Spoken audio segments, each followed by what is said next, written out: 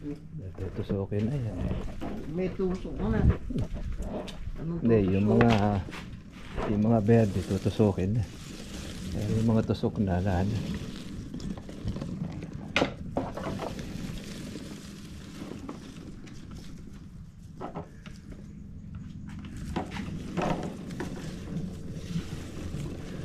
Naman ito yung malalaki. May malalaki nga, tusukin naman. Agad Yan na. dumili. Meron namang maliliit, hindi naman tinutuso. Wala namang katas.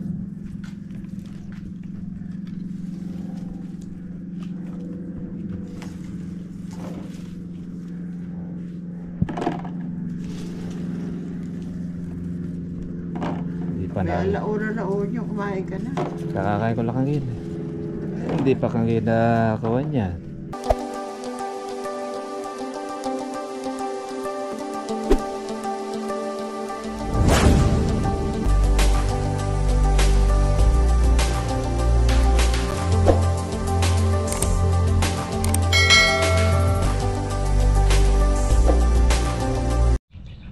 Kumusta na po kayo mga katribya at welcome po sa aking YouTube channel. Kumusta na po sa lahat ng ating po mga farmers. Ito katatapos po ng bagyo. Ayan. Medyo umangat po ang presyo po ng ating kalamansi. Naging 550. Dati-dati ay 450, ngayon ay tumaas po ng 100. Sabihin mga ka-farmers na yung pong kalamansi po natin pagka po nagkakaroon po ng kalamidad o ganyang bagyo, umangat din po ang presyo. Kaya lang hindi naman po sa lahat po ng pagkakataon. Kapag po kokonti po yung nakakapitas, lalo na pagka po maulan, doon lang po mga ka-farmers po na tumitinag po ang kalamansi. Lalo na po ngayon dito sa amin ay papaunti na rin po ang bunga at nakukuha na po yung ating mga pang-October. Kaya magandang balita sa ating po mga katribya na umangat na po ang presyo ng kalamansi po natin. Sana naman ay magkatuloy-tuloy para naman po yung ating pong mga ka-farmers ay makabawi, dahil itong mga nakakaraang buwan ay talagang malungkot ang mga farmers, lalo na po ang mga magkakalamansi. Kaya nakakalungkot din siyempre doon po sa ating mga katribyang mga binaha sa iba't iba pong mga lugar, lalo na po yung mga inabutan po ng bagyo noong lindol dyan sa parte po ng Cebu, sa Baguio City. Kaya talaga namang yan po ang mahirap po na kalaban ng kalamidad. Kaya mas maganda lagi tayong manalangin po sa taas at tayo ay iligtas sa marami pong kapahamakan, dahil talagang yan po lang ang po pwede nating kapitan na iba, lalo na po sa lindol. Mahirap.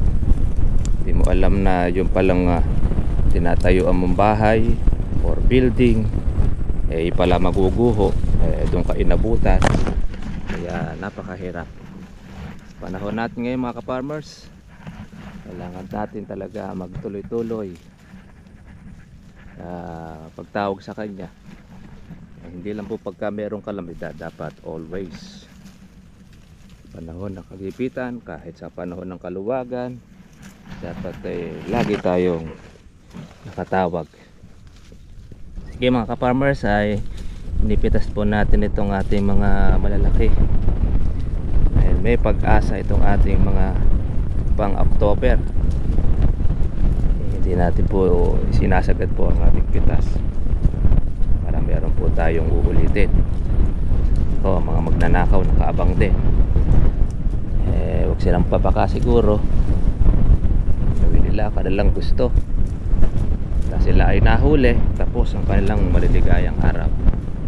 Habang hindi sila nahuhuli, ay piyesta pa rin sila. Kaya tayo naman okay lang, no problem.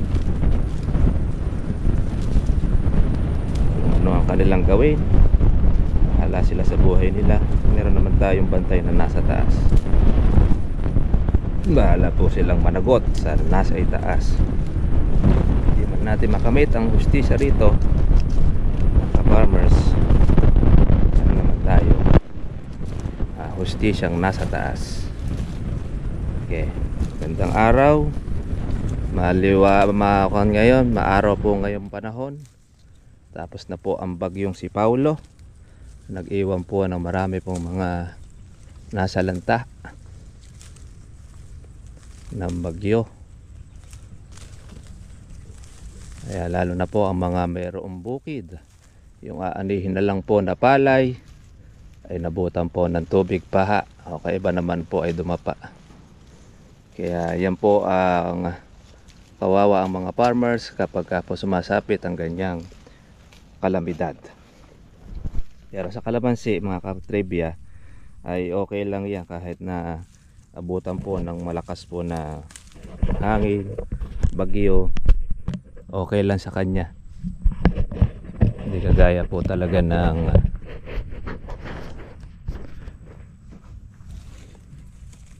palay na pagka binaha, zero.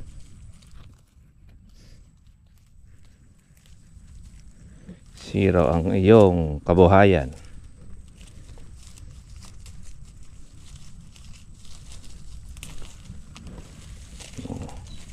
Kunin natin ang lahat po ng mga malalaki, lalo po yung ibig na pong dumilaw, sagad na ang laki niya, wala na, di na kayang maghintay, kaya papunta na po yun sa reject. Kaya yun naman po ang ating kailangan na makuha para lumaki ang ating pangsunod. At kung tayo po ay magpapabulaklak, pinaka the best ay pitasin muna ng pitasin ng mga bunga. Mainit po ngayon ang panahon. Kahapon ay maghapong umuulan, kaya mayroong pagkakataon na nakasingit yung ibang mga buyer ng kalamansi dahil kokonti raw ang dumating na kalamansi kahapon. Sabihin kokonti ang mga nakapitas dahil nga po sa bagyong si Paulo.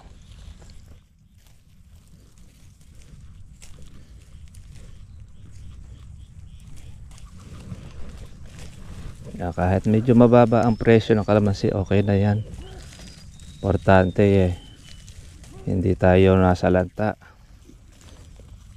ng lindol.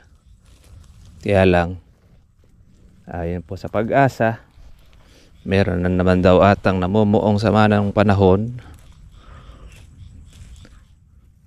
itong October. Na pagpasok ng October ay may mga nakaabang na uli na panunod si bagyong Paulo.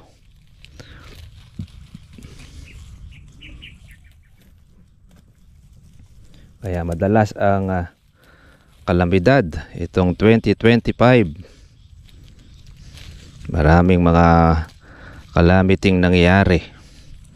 Mas matindi ang calamity, yung korupsyon. Yan ang mas matindi. Maraming pinabaha at pinaiyak ng mga mamamayan dahil sa korupsyon. Bumaha ng pera, ng karangyaan. Yun. Na ngayon ay iniimbestigahan. Kaya lang hanggang imbestigan na lang. Kaya bandang huli, mamamayan pa rin po ang apektado. Mga nakakalaya rin ang mga akusado. Kasi sila ay merong mga pera, pambayad, lalo na sa abogado. Hindi basta-basta makulong ang mga akusado. Pero yung mga simpleng mamamayan na nagnakaw ng 1 kilong baboy, 1 kilong manok, palengke, ay kulong siya basta't nahuli. Pero pagka hindi nahuli, absuelto. Tuloy ang piyesta.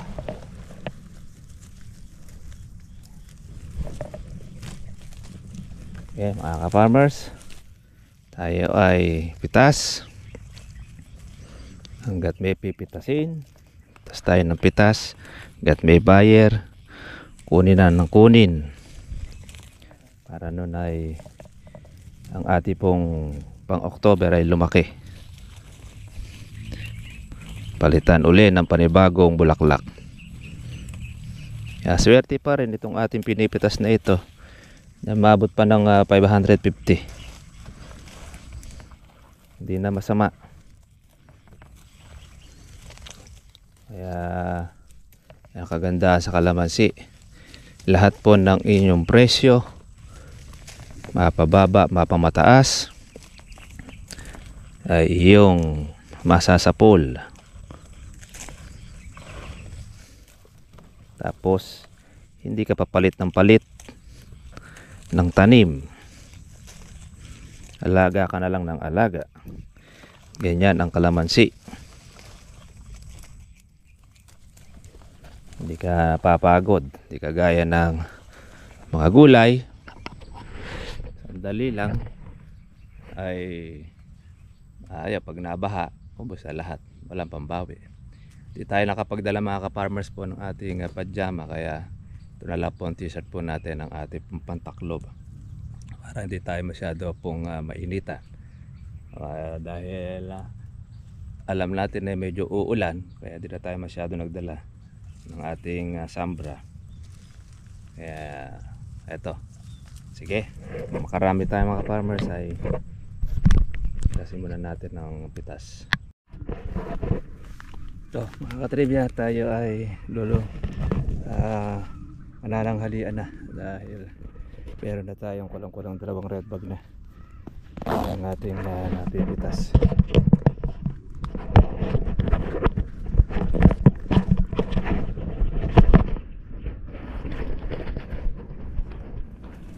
Ang ating talian.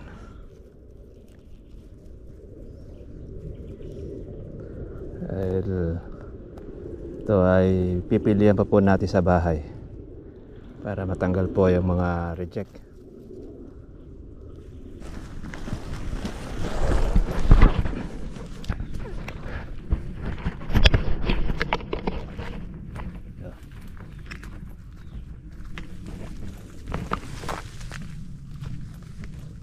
Kaya kulang-kulang 2 red bag na itong ating pipitas. At kulangin masiguro tayo ay konti na lang din, siguro mga 10 kilo o 7 kilong berde.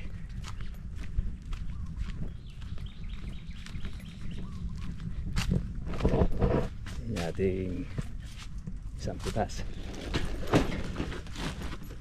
Yan, okay. Pitas na talaga. Obligado ng kunin at dahil tutusok na po siya ng mga kutakte.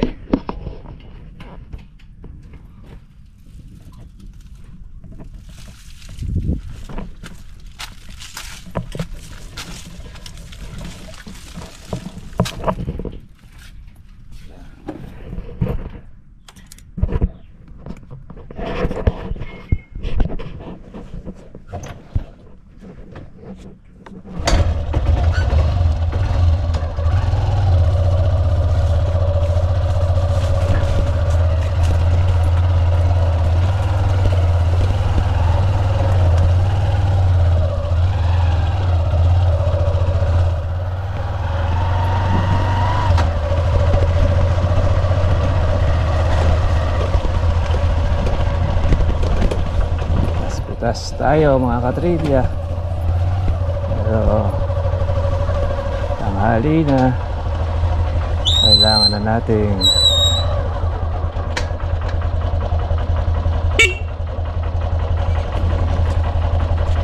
merong Shopee.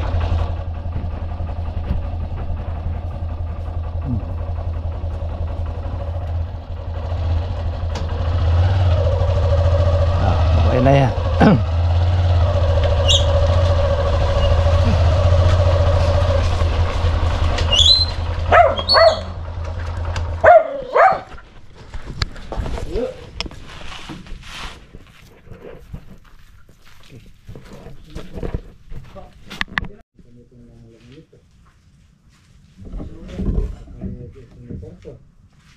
Hindi, dinetek na po doon yan sa hub.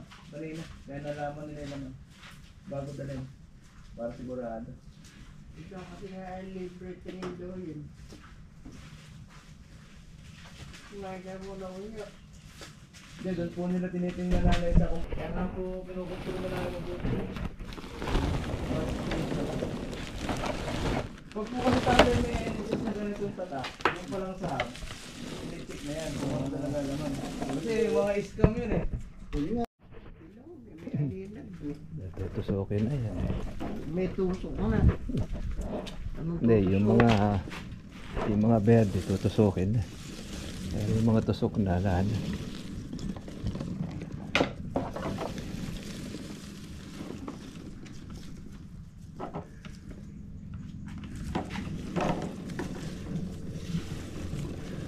Naman ito yung malalaki. May malalaki nga tusok naman. Agad Yan na. dumiti na. Meron namang maliliit, hindi naman tinutuso. Wala namang katas.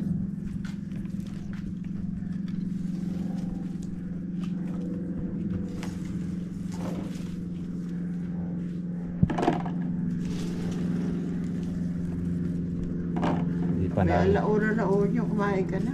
Kakakain ko lang kangin. Hindi pa kangin na kawan yan. Nalagyan na organic, di lalo na.